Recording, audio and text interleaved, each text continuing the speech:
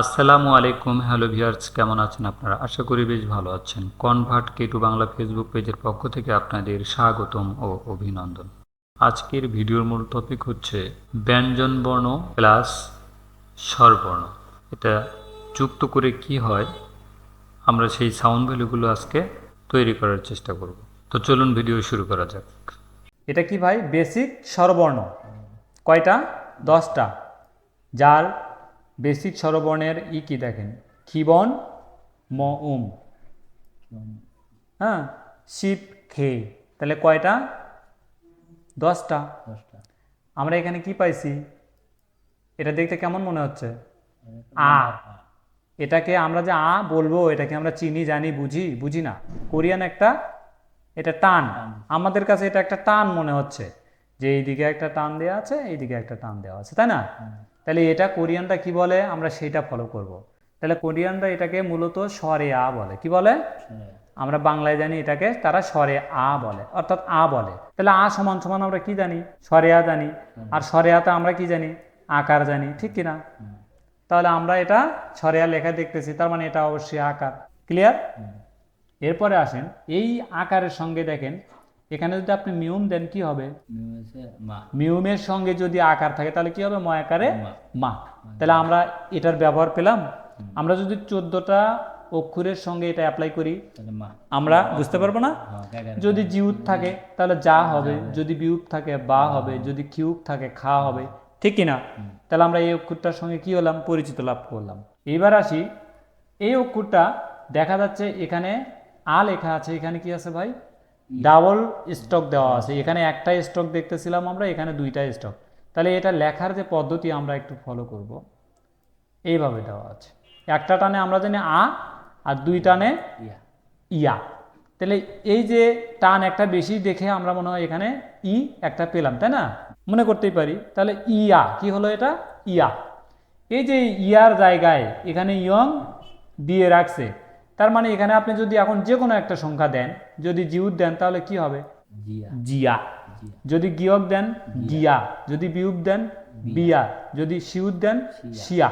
আচ্ছা, এই অক্ষরটার ব্যবহার কি আমরা এখন বুঝতে পারবো না? এটা যদি 14টা অক্ষরের সঙ্গে অ্যাপ্লাই করার কোনো সমস্যা আছে আপনার? ক্লিয়ার না? এরপরে আসেন, এটা কি ভাই? দেখা যাচ্ছে অ। আমরা কেন বুঝবো? এখানে স্বরে অতে এই অক্ষরটা ফলো আপ করাচ্ছে, তাই আমরা বুঝলাম যে এটা কি? অ। তাহলে এই অটা আমরা কিভাবে নিব? এখানে যদি একটা অক্ষর নেই, এখানে হ্যাঁ হ্যাঁ এটা হইল অ। তাহলে ওয়ার যদি আমরা সামনে কিছু একটা দেই, যেমন বিউপ দিলাম, তাহলে বিউপে আমরা কি জানি জানেন? বিউপ সমান আমরা পড়ে আসলাম না? ব পড়ে আসলাম। তাহলে ওইটা যদি ব হয়ে থাকে, আর এই অক্ষরটা অ্যাটাচ করার পরেও কি হলো? বয় হলো। মানে আপনার যতগুলো এই যে 14টা ব্যঞ্জনবর্ণ আছে, যে কোনো অক্ষরটা এখানে অ্যাটাচ করলে এটা কোনো পরিবর্তন করতে পারে না, মানে এর কোনো ক্ষমতা নেই বললেই চলে। আবার এটা কিন্তু পরিবর্তন করে ফেলবে, এর সে ক্ষমতা আছে। যেমন দেখেন, এখানে আমরা অ পড়ে আসলাম, এটা কি? একটা এই যে রস্বই পাবো, তাই না? তাহলে রস্বই পাইলে আমরা কি বানাবো? এটাকে ইয়। ইয় হয়ে গেছে। তাহলে এই যে ইয় হলো, এই ইয়টাকে আমরা কিভাবে নিব এবার? এখানে যদি মিউম দেন ভাই কি হবে? মিয়, ঠিক কিনা? যদি এখানে জিউত দেন জিয়, যদি বিউপ দেন বিয়, যদি হিউত দেন। তাহলে আপনি যদি প্রত্যেকটা অক্ষর এখানে অ্যাপ্লাই করেন, 14টা যে ব্যঞ্জনবর্ণ আছে, আপনার কি কোনো সমস্যা হবে? ক্লিয়ার? তারপরে আসেন, এটা কি ভাই? ও। এই ওটা কিরকম দেখা যাচ্ছে? মূলত ঠিক এরকম একটা হাইপেন দেওয়া আছে, তার উপরে এরকম একটা, মানে এরকম একটা হাইপেনের পরে একটা স্ট্রোক দেওয়া আছে উপরে, যার কারণে আমরা বুঝলাম এটা ও। এই যে এখানে লেখা আছে ও, তাহলে এই ওতে আমরা কি বুঝি? ওতে আমরা ওকার বুঝি না বাংলায়? তাহলে এখানে যদি ভাই আপনি মিউম দেন, মিউম দিলেন, তাহলে ময়কারে কি হয়? মো। যদি বিউপ দেন বো, যদি গিয়ক দেন গো, যদি শিউত দেন শো। ক্লিয়ার? তাহলে আমরা এখানে যদি আমরা কয়টাই যদি অ্যাপ্লাই করি, ব্যঞ্জনবর্ণে কয়টাই যদি অ্যাপ্লাই করি তাহলে আমরা অক্ষরগুলো কি হবে অনেক সুন্দরভাবে আয়ত্ত করে নিতে পারবো। এরপরে এখানেই যদি আমরা কি করি মিউটা বসায় দিই, এটা কি হবে, এটা আমরা যেহেতু এই দুইটার পরিবেশ এখানে বুঝেই আসলাম, তাহলে এটাও যেহেতু সেম ক্যাটাগরি, এখানে যেভাবে আছে এখানেও সেম ক্যাটাগরিতে না, স্টক শুধু বাড়াইয়া দিছে একটা, তাহলে এটা তো অবশ্যই এটা যদি ও হয় এটা হবে ইও, ঠিক কিনা? তাহলে ইওর সঙ্গে যদি আমরা মিয়ম দিই তাহলে কি হবে মিও। যদি বিয়োগ দেই, যদি নিয়ন দেই নিও। ক্লিয়ার? এটার কোনো সমস্যা আছে? এবার আসি এটা কি ভাই উ, এটা যে উ আমরা কিভাবে বুঝলাম, এই যে দেখেন এখানে এটা আছে ও, আর এটার নিচ দিকে টান দিয়ে এটা বানাইছে কি ও বানাইছে, তাই না? উ বানাইছে, এটার থেকে নিচ দিকে যখন টান দিল এটা মিশাই দিলাম সে, তাহলে এটাই হইল না, এই অক্ষরটা আসলো না, তাহলে এটা কি বানাইছে মূলত উ। এই যে উটা, এই উ এর উপরে যা দিবেন সবই ক্যাচ করে নেবে। কিভাবে দেখেন, এখানে বিয়োগ দেন কি হবে বু, তাহলে বিয়োগ দিলে যদি বু হয় আপনি কি দিবেন মিউম দেন, কি হবে বলেন মু। তারপরে গিয়ক দেন গু, বা অনেক সময় আমরা নয় পাই, ইলি সামসা পড়লে কি পাবো নয় পাবো, খু, খু মানে কি নয়, কোরিয়ানরা সাউন্ড ভ্যালু যেটা দেয় সেটা দেয় খু, নয়, ঠিক আছে। তারপরে আসেন এখানে দেখেন এটা কি, এটা যদি উ হয় তাহলে এটা কি হবে ইউ, ইউ, ইউটা মূলত এখানে আসছে হলো মিউম দিলেন, তাহলে এখানে যদি মু হইতো এখানে ইটা সামনে নেবেন না, তাহলে ইতে আমরা কি জানি, আপনাকে আরেকটা উদাহরণ দেই, আমরা এই রস্বই তো হিস্যিকার জানি তাই না, তাহলে হিস্যিকার যদি নেই এই ইকারের সঙ্গে যখন আমরা কি নেব মিয়ম নিব তাই না, ড্যাশ দিয়ে রাখলাম, আমরা কি দিলাম ড্যাশ দিলাম, আর এটা কি আছে এটাই তো না, তাহলে কি হবে এটা মনে মনে এখানে ধরান, তাহলে কি হলো মিউ, মিউ।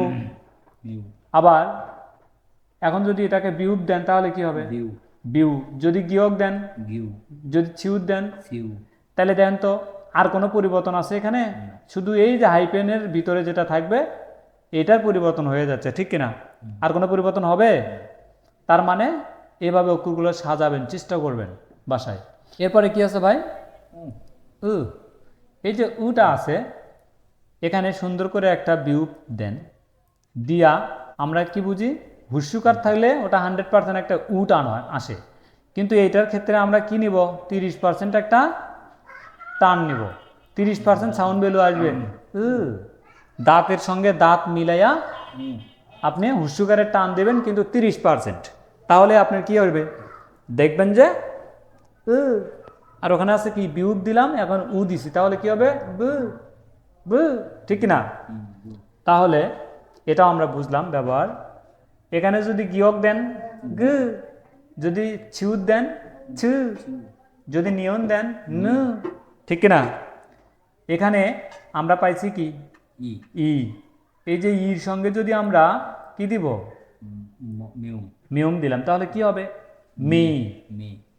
দেখেন তো এখানে যেগুলো পড়ে আসলাম তার মধ্যে মনে হচ্ছে যে এই অক্ষরটাই আমাদের কাছে ইজি মনে হচ্ছে, আসলে এই দুইটা অক্ষর দিয়েই কিন্তু এই অক্ষরগুলো সাজানো। যেমন একটু উদাহরণ দেই, এখানে আপনি যদি এইটাকে ফলো করেন, এটা কি মূলত একটা টির মতো মনে হচ্ছে না? এইটা দেখেন দেন তো এটা দেখতে কেমন, এটার মতো না? আ, এটা কি বানালাম আ, অর্থাৎ টিটাকে আমি ঘুরাইয়া একটু এদিকে করে নিলাম, ঠিক কিনা? আবার ওয়া বানাবো, এবার হয়েছে ওয়া, আবার এটাকে কি বানালাম ও বানালাম, তাহলে এই একটা অক্ষরই ঘুরাইয়া পেঁচাইয়া এরকম করলাম না? তাহলে এই অক্ষরটা কি আমরা যে টি বললাম আসলে কি এটা টি, কোরিয়ান ভাষা এটাকে আমরা কি বলবো উ বলবো উ। তাহলে এই চারটা অক্ষর দিয়ে এই অক্ষরগুলো সাজানো না ভাই, আর এই দুইটা অক্ষর দিয়েই কিন্তু এইটা বানাইলাম, ঠিক কিনা? এখানে সে ধরেন হাই পেনটা নিলাম, তারপরে এই ইটা এখানে নিলাম, নিয়ে অ্যাটাচ করে আমরা তার মতো একটা ই বানাইলাম, বানাইয়া সেটা দিয়ে কি করলাম বাকিগুলো ঘুরাইয়া পেঁচাই দিলাম, সেই অক্ষরগুলোই এখানে নিলাম, ঠিক আছে? এটা অনেক স্যারেরাই অনেকভাবে এটা আলোচনা করে থাকে। জাস্ট আমি যেভাবে বুঝালাম এটা আপনার কাছে কতটুকু ভালো লাগলো? ক্লিয়ার না? যা হোক, তাহলে আমরা এগুলো তো এভাবে লিখতে পারবো না? এগুলো এভাবে বাসায় লিখবেন এবং প্রত্যেকটা ব্যঞ্জন বর্ণ এর সঙ্গে অ্যাপ্লাই করবেন। অ্যাপ্লাই করে দেখেন কি আসে। অ্যাপ্লাই করবেন, দেখবেন কি আসে। তাহলে এটা যদি গা হয়, এটা আমি নিয়ম দিচ্ছি, এখানে কি হবে? মিয়া। এখানে যদি ম দেই, ম দিলাম, তাহলে কি হবে? ময় হবে। মর সাথে যোগ যদি অ দেওয়া যায় তাহলে ময় হয়, পরিবর্তন আসে। কিন্তু এখানে যদি পরিবর্তন হয় নিয়, ঠিক আছে? এখানে দিলে ন, এখানে যদি দ্বিগত দেই দিও, ছিল ইও হয়ে গেল দিও, যদি বিয়োগ দেই বিও। এই যে আপনি এরকম হ্যান্ডরাইটিং করবেন এবং এগুলো লেখার চেষ্টা করে মাথায় ধারণ করবেন যে আসলে আমি যে ভয়েস ভ্যালুটা বলতেছি এগুলোকে রাইট কিনা। আপনি এভাবে লেখেন, ট্রাই করেন, চেষ্টা করেন, দেখেন হয়ে যাবে ইনশাআল্লাহ। হ্যাঁ, তো এটাই পর্যন্তই। ভালো থাকুন, সুস্থ থাকুন, আল্লাহ হাফেজ।